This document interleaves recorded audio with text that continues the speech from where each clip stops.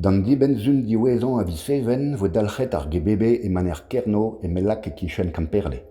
Evit an eilouez vo staliet gwell brodel a brezoneg eno. Deus ar gwener c'hwer warnu gent da sul eiz warnu gent a viseven vo kiniget dan dud sonadego, abadeno, prezegeno, stajou tanvad a brezoneg, c'hoariva, goren, c'hoarioù evit ar vugale, pep tra e brezoneg vel just. Meur a strol son erez a zeuio da zeni. Startigen, plantek a fleuve et touez a revrudeta, blouglas a kaolila deus as leuren neve, a tanork, ar strolan metal neus gounet an tollan zo ar lene.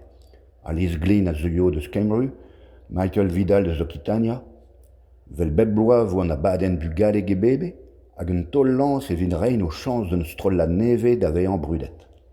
Vel just vo boued hag evajou, galou darit kredi an ranon, war lene oa bet ur festival dispar. Dreist e ar skipail a ozadur, mignoned ar brezoneg e anno. Pepini zo don emat, ar e gour hag ar e vihan, brezoneg gerien a derawili.